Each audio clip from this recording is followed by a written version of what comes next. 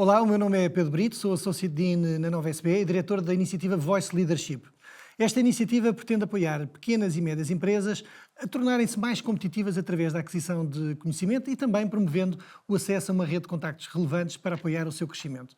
Para além do programa formativo presencial, a iniciativa conta também com conteúdos complementares online que pretendem explorar temas mais específicos de interesse para as PMEs. Hoje temos connosco o Pedro Martim, com formação em engenharia e uma experiência de quase 2 décadas no setor das telecomunicações, com um foco total no segmento empresarial. Uma das suas áreas de trabalho é a cibersegurança e hoje terei a oportunidade de entrevistar o Pedro para que todos os gestores das PMEs possam ter mais noção daquilo que é crítico no tema da cibersegurança. Pedro, em primeiro lugar, muito bem-vindo ao podcast de Voice Leadership e vamos falar de cibersegurança. Muito obrigado, Pedro, pelo convite. Vamos a isso. Muito bem. O tema da cibersegurança tem sido um tópico muito abordado cada vez mais pelas empresas de grande dimensão. Em que medida é que isto também é um tópico relevante para as pequenas e médias empresas? Bom, eu diria que é muitíssimo relevante, porque todos os dias, ou quase todos os dias, nós vemos saírem notícias à volta de empresas, muitas delas de alguma dimensão, que são alvo de ataques. Esses ataques têm imensos impactos, desde logo pelo facto de virem a público, têm enormes impactos reputacionais, mas isto só prova que, de facto, esta indústria, que é a indústria do cibercrime, cada vez está mais desenvolvida e cada vez consegue impactar mais empresas. Depois, na realidade, nós tivemos, sobretudo desde a pandemia, uma alteração naquilo que é a forma em que as empresas trabalham e que os seus colaboradores trabalham.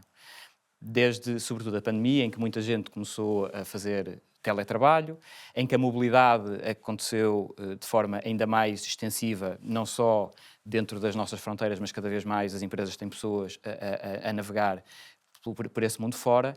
E essas pessoas precisam de aceder à informação da empresa, informação crítica para o seu trabalho. E, portanto, na realidade, nós passamos de um cenário em que tipicamente as pessoas acediam à informação quando estavam dentro da empresa, para precisar de aceder à informação onde quer que estejam. Em casa ou em qualquer lugar do mundo. Acessos esses que muitas vezes são feitos em locais que não cumprem, se quisermos, os mínimos de segurança. As pessoas acedem à informação quando estão no aeroporto à espera de um voo, quando estão num comboio, quando estão num café e acedem ao Wi-Fi do café e não têm sequer a noção de que tipo de riscos é que podem estar a correr. Tenho ideia de que um dos principais problemas de cibercrime são as próprias pessoas, os colaboradores, e nem tanto os sistemas. Isto é verdade? É uma crença limitadora ou não? Não. É muito real. É muito real. Eu diria que há duas tipologias de ameaças que nós chamamos os vetores de ataque. Tipicamente são as pessoas e, confirma-se, são o principal alvo de quem está do lado do mal, digamos assim, e depois também há toda a componente de software e de hardware, portanto, as aplicações que as empresas utilizam, os dispositivos que as empresas utilizam, que também podem ser alvo desses ataques. As pessoas são um alvo relativamente fácil porque há um nível de literacia relativamente reduzido na temática da cibersegurança, há cada vez formas mais sofisticadas de conseguir que as pessoas partilhem determinado tipo de informação que é privada, muitas vezes que é privada do foro corporativo e não apenas do seu foro pessoal. A tipologia de ataques que acontecem, dos quais as pessoas são alvo, sobretudo hoje em dia recorrendo à inteligência artificial, ganharam uma escala absolutamente gigantesca. E ainda há relativamente pouco tempo, numa tipologia muito sofisticada, já recorrendo à inteligência artificial, tivemos uma entidade financeira em Hong Kong que estava numa conversa com, aparentemente, pensava ele, o seu CEO em Londres, numa videoconferência, mas essa videoconferência era falsa. Portanto, quem estava do outro lado... Estava a ver o CEO. Estava a ver o CEO, portanto, e estava a ver uma sala cheia de pessoas que, na prática, eram emuladas por inteligência artificial. E o CEO estava a dizer a essa pessoa, que era a pessoa que tinha a responsabilidade de passar as faturas e fazer as transferências bancárias, e deu-lhe uma ordem para transferir vários milhões de dólares para uma determinada conta, e a pessoa pensou que estava a falar com o CEO e fez essa transferência. Portanto, cada vez mais o mundo caminha para a inteligência artificial ter um papel muito relevante, cada vez é mais difícil distinguir aquilo que é real daquilo que é forjado, e as pessoas, com toda a exposição que têm a esta informação, são um alvo preferencial. Pedro, diz-me uma coisa, o que é que, pensando, enfim, na grande massa dos participantes deste programa, do Voice Leadership, quais é que são os cuidados básicos que, do ponto de vista das pessoas, os colaboradores devem ter para proteger, na medida do possível, a organização destes ataques? Há 4 pilares básicos que uma PME deve considerar para implementar como políticas. Em primeiro lugar, é garantir que há uma efetiva capacitação das pessoas, e há muitas entidades que fornecem este tipo de serviços, para garantir que há uma literacia sobre a temática da cibersegurança e como é que, no dia-a-dia das pessoas, seja do ponto de vista pessoal, seja do ponto de vista profissional, elas devem ser alertadas para determinados acontecimentos que as devem fazer travar e não continuar. São alertas, não é? Exemplos práticos disto. As pessoas muitas vezes recebem SMS a pedir para aceder a um determinado link, a uma página na internet, recebem e-mails a dizer faça download deste ficheiro Excel, que tem aqui os dados de faturação ou os dados de retribuição de todas as pessoas da sua empresa, e aquilo parece que foi enviado por engano, mas na realidade esse ficheiro Excel tem código malicioso que vai permitir depois a quem está a atacar entrar na máquina e fazer quase tudo o que quiser. Portanto, há uma camada de capacitação que é crítica. Depois, há outra medida que é muito básica, que é garantir que há uma política de gestão de credenciais, portanto, aquilo que nós costumamos dizer de username e password, muito efetiva. Hoje em dia, ainda há muitas empresas que, não tendo estes mecanismos a funcionar, deixam à liberdade dos seus colaboradores decidir se querem usar uma password 123, teste, admin... O clássico, não é? O clássico, não é? E isto, datas de nascimento do próprio. Por exemplo. Isto é um risco enorme e, portanto, uma boa política de gestão de credenciais deve definir coisas como qual é que é o tamanho mínimo que uma password deve ter, se devemos ter maiúsculas e minúsculas misturadas, números, caracteres especiais e por aí vai. Depois, em cima disto, há aquilo que nós costumamos designar na área de cibersegurança de múltiplos fatores de autenticação. Mas isto ainda dentro da capacitação, estás a falar do segundo pilar? O segundo pilar, exatamente.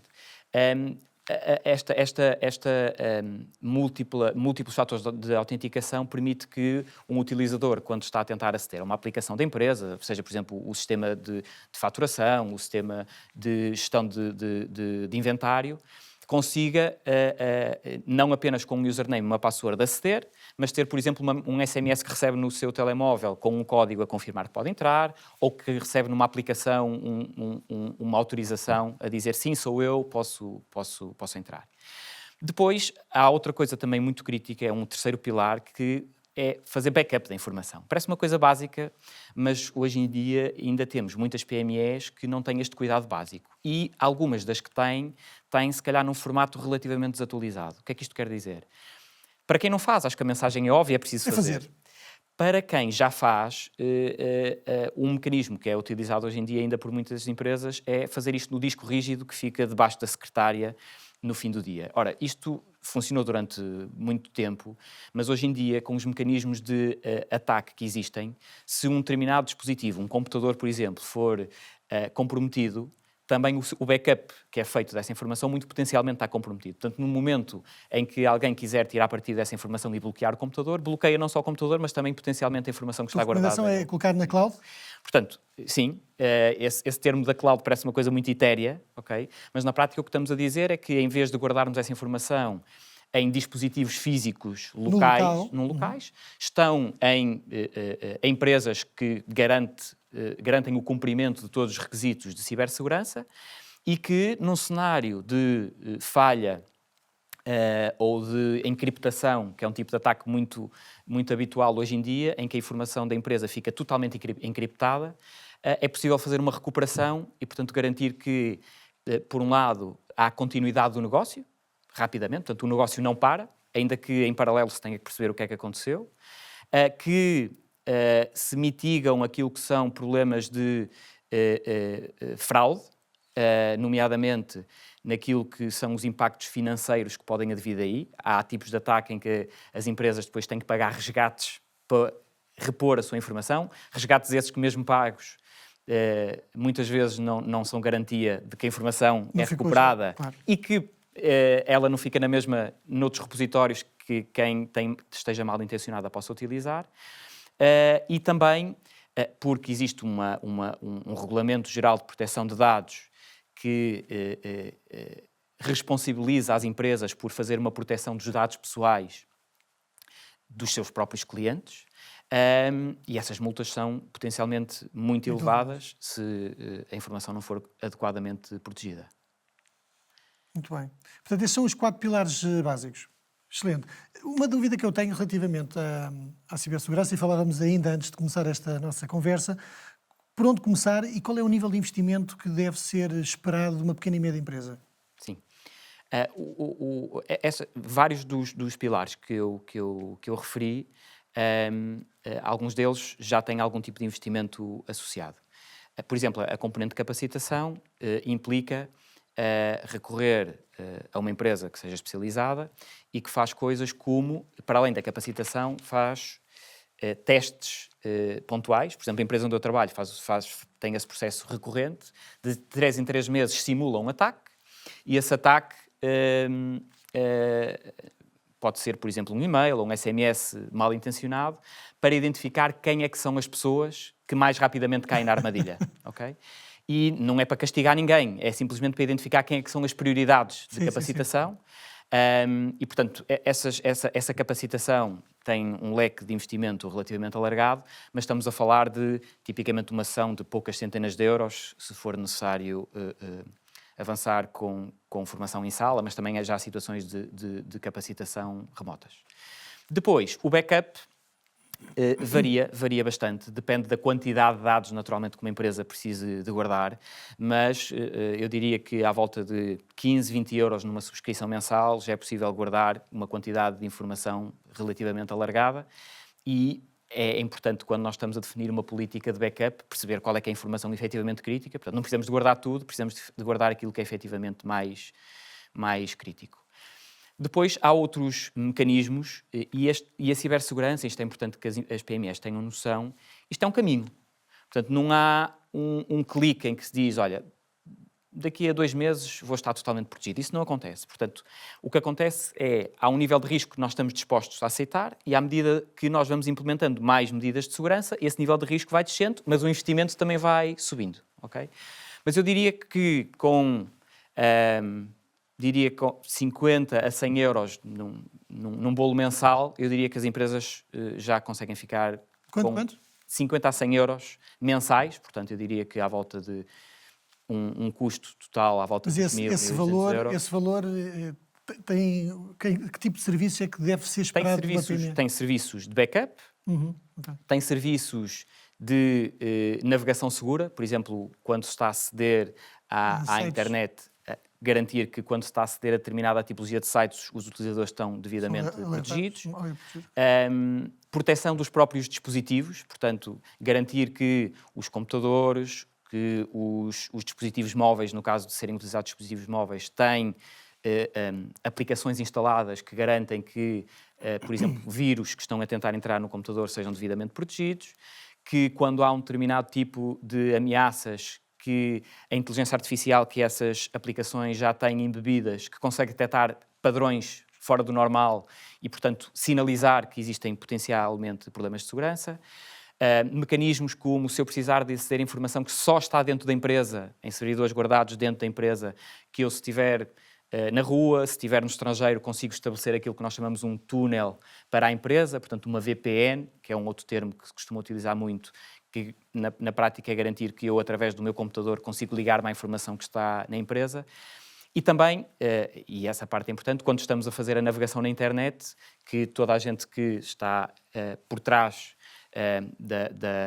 da infraestrutura da empresa esteja protegida com um termo que é relativamente conhecido, que são as firewalls. Muito bem. Pedro, só para garantir que percebi, por favor, convido-te a reforçar e até complementar esta informação. O que é que eu aprendi? Cada vez mais notícias sobre ciberataques a grandes empresas. Imagino também PMEs. que a PMEs também. Elas podem não ser tão Elas noticiadas, não são tão públicas. mas imagino que Exatamente. sejam igualmente atacadas. Isto vem-se a amplificar ainda mais com o acesso cada vez mais remoto, que aumenta o nível de risco de exposição a potenciais ameaças. Diferentes vetores de ataque, falaste de dois, um mais relacionado com as pessoas, os colaboradores, outros mais relacionados com o software e com o hardware também. Ao nível das pessoas, reforçaste várias vezes a importância da literacia e da capacitação dos colaboradores para poderem ter, enfim, uma maior capacidade de proteção também, sobretudo tendo em consideração que a inteligência artificial vem amplificar ainda mais o risco.